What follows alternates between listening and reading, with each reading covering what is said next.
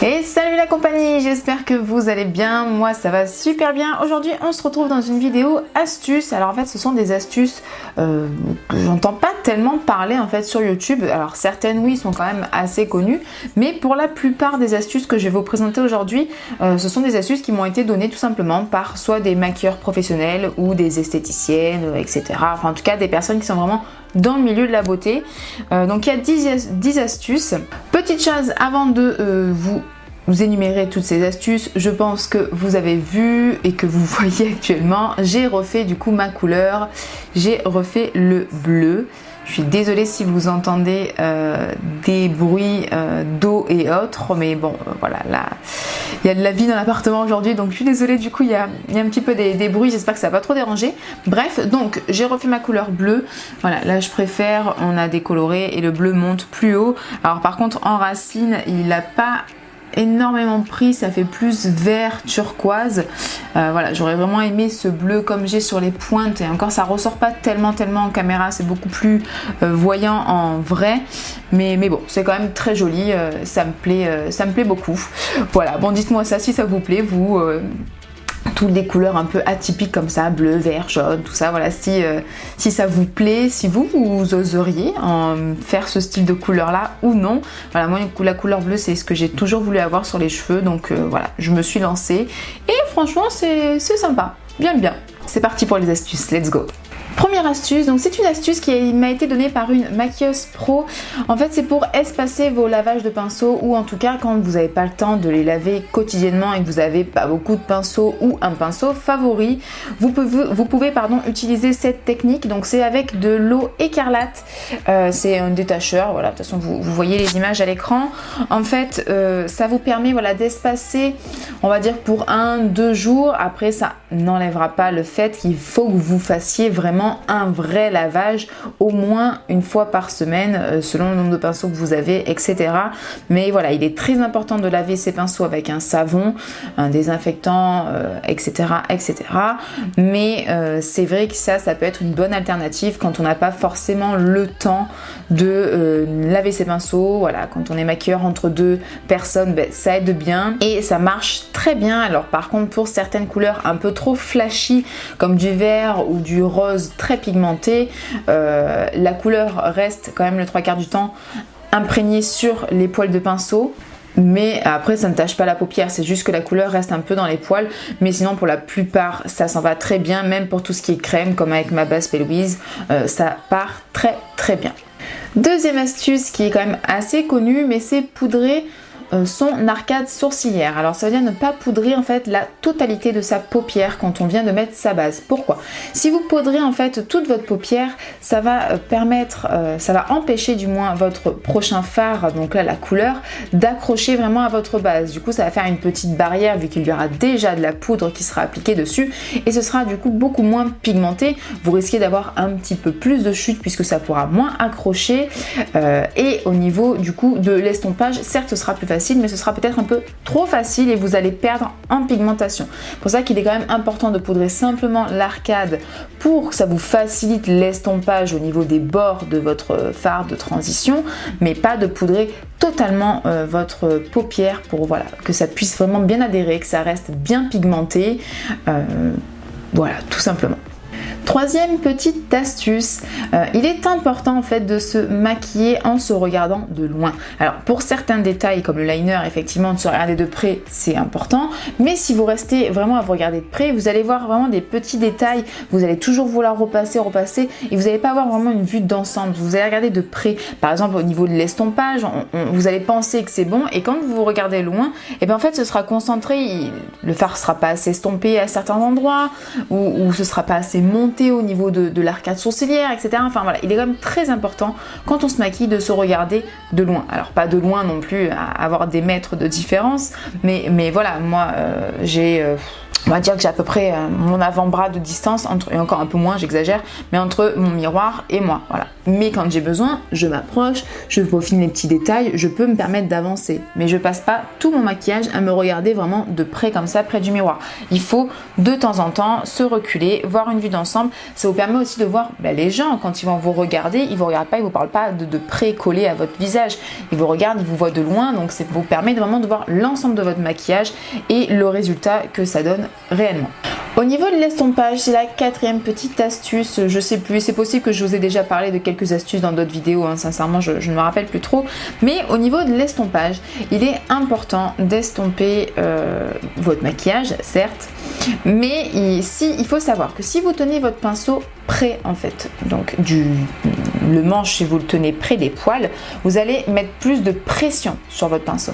Ce qui fait que ça va avoir tendance à faire plus de taches, vous aurez plus de pression, donc ça risque de déplacer la matière et de faire des taches. Au plus vous allez tenir votre pinceau éloigné, au moins vous aurez de pression, au plus ça risque d'être, ça va être diffus au niveau de l'estompage, ça sera beaucoup plus joli et beaucoup plus facile. Je vous dis pas non plus de tenir sur la pointe, à la pointe du manche, à galérer non plus, mais voilà, vaut mieux le tenir vers la fin du manche plutôt que trop près, où là voilà, ça va être trop précis, trop de pression, ça va être pas joli. Voilà. Vaut mieux le tenir un peu plus éloigné, ce sera beaucoup plus simple, beaucoup plus joli, et c'est ça aussi ça qui vous permet de mieux estomper.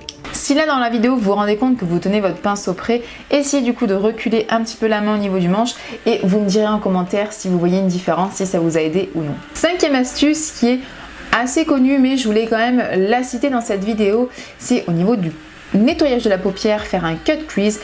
Ce qui est plus simple, et notamment pour les paupières tombantes. Vous mettez du coup un petit peu de base ou d'anti-cerne ou ce que vous voulez au niveau du bas de la paupière, au niveau du ras de cils. Hop, vous regardez droit devant vous, vous levez les yeux en l'air et là vous avez une trace qui va apparaître et c'est à ce niveau là qu'il va falloir venir nettoyer. Ne montez pas trop, en fait vous avez voilà juste la trace qu'il faut pour nettoyer. Si vous avez une paupière tombante, et c'est souvent ça un petit peu qui est embêtant, on ne sait pas en fait où s'arrêter parce que si vous le faites un petit peu trop en dessous, dès que vous allez baisser les yeux, on va plus le voir, etc. Donc là au moins vous vous mettez droite, sans expression ni rien, vous levez les yeux en l'air et vous avez la trace de suite. Je ne sais pas si les explications sont très claires, mais en tout cas j'espère que les petits close-up parlent d'eux-mêmes et vous permettent de bien comprendre ce que je veux dire. Sixième petit conseil qui m'a été donné il y a très longtemps, en fait c'est au niveau donc du mascara. Pour mettre votre mascara, un conseil, donc regardez vers le bas. Vous mettez en fait donc un miroir dessous votre visage, dessous vos yeux, vous regardez vers le bas et vous mettez votre mascara. Ça permet deux choses. Ça permet de pouvoir allonger vraiment le mascara jusqu'au bout de vos cils et donc de tirer bien en l'air, ce qui va permettre de les remonter. Et ça vous permettra également de le moins possible toucher votre paupière pour faire des taches de mascara.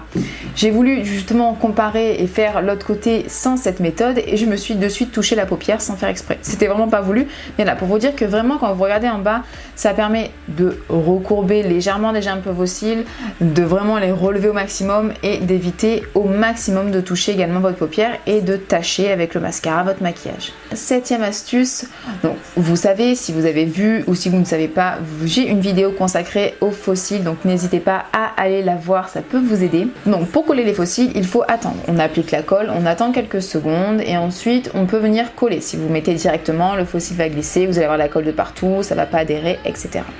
Je suis une feignasse, j'ai rarement le temps de me maquiller vraiment comme je veux, donc j'essaie toujours de trouver une manière d'aller plus vite. Et donc là pour mes faux cils, simplement je prends mon petit ventilo, donc pour ceux qui ont un ventilo à main, je le prends directement et je viens l'activer et souffler sur la colle jusqu'à ce que ça commence un petit peu à devenir transparent et là je viens de coller. Ça me permet de gagner beaucoup plus de temps que d'être là à souffler, à souffler, à souffler. Voilà, au moins là je laisse le ventilo et ça va vraiment très rapidement. Et au besoin d'ailleurs quand je le colle, si je vois qu'il y a des endroits où c'est pas assez sec, j'hésite pas également en regardant vers le bas à mettre le ventilo directement sur mon visage. Et d'ailleurs c'est ce que je fais aussi quand je mets mon fixateur. En règle générale je mets mon ventilo pour que ça aille plus vite de suite après. Huitième astuce, et là c'est plus pour des lèvres qui sont un petit peu plus charnues que la mienne, mais je voulais quand même vous le montrer pour vous aider à vraiment bien faire votre contour des lèvres. Vous pouvez pincez légèrement les lèvres et ça vous permettra de vraiment voir le contour et vous n'avez plus qu'à suivre. Alors c'est vrai que moi j'ai pas des lèvres qui sont extrêmement charnues, ce qui est bien dommage, mais c'est vrai que quand on a vraiment une bouche bien pulpeuse, parfois c'est pas facile de faire le contour, surtout au niveau de l'arc de Cupidon. Donc là si vous pincez, vous allez vraiment avoir accès beaucoup plus facilement à votre dessus de lèvres et ce sera plus simple pour vous de tracer le contour. 9e astuce, c'est toujours en rapport avec les lèvres. Donc pour appliquer votre rouge à lèvres, avant j'avais tendance à vouloir d'abord appliquer mon contour, faire le contour en fait avec mon rouge à lèvres et ensuite remplir l'intérieur. Et une maquilleuse pro m'avait conseillé de faire l'inverse et elle avait totalement raison, de d'abord remplir en fait les lèvres, pincer un petit peu quand on y est vraiment partout et ça aide vraiment, ça facilite vraiment ensuite à faire le reste du contour des lèvres. Donc vraiment je vous invite à faire cette technique là si vous faisiez l'inverse comme moi avant. 10e et dernière astuce, donc j'ai déjà parlé sur ma chaîne, mais c'est donc pour l'highlighter. Alors par contre je suis désolée parce que j'ai filmé close-up et en fait ça n'a pas filmé. Je suis taille parce que je vous avais fait un côté sans ma technique et un côté avec et on voyait bien la différence et quand j'ai tout terminé j'ai vu que ça n'avait pas filmé. Mais donc comme vous devez le savoir si vous regardez mes vidéos, ce que je fais pour l'highlighter c'est que je mets d'abord mon fixateur. Quand il n'est pas encore tout à fait sec, c'est là où je viens appliquer mon highlighter pour qu'il ressorte encore plus. Voilà, vraiment j'avais fait le côté sans le fixateur et avec, et franchement vous voyez de suite la différence. Je vous invite vraiment à faire cette technique si vous aimez l'highlighter quand même assez voyant. Bon ça reste quand même ça va, moi je trouve ça largement portable, c'est pas non plus un truc de fou, mais ça le fait vraiment bien ressortir. Si vous aimez le glow, vous allez adorer cette technique. Écoutez, voilà, c'était une vidéo assez courte, mais je voulais absolument vous présenter mes 10 astuces. Ça faisait un petit moment que je voulais faire cette vidéo. Voilà, j'espère vraiment que ça vous a plu. N'hésitez pas à me dire si vous connaissiez déjà certaines astuces, si vous avez découvert d'autres petites techniques et si vous voulez les tester ou autres. N'hésitez vraiment pas à me dire tout ça en commentaire. Je vous invite également à liker la vidéo si elle vous a plu, à vous abonner et activer la petite cloche pour être au courant dès que je sors une vidéo, puisque malheureusement je n'arrive toujours pas à respecter mon planning du mardi et du vendredi, je suis désolée. Donc n'hésitez pas à activer la cloche, comme ça vous êtes au courant dès que j'en sors une. Et puis je vous fais de très gros bisous. N'hésitez pas également à aller faire un petit tour sur mon Instagram, ça fait toujours plaisir. Vous avez des make-up que je ne filme pas ou autre sur YouTube.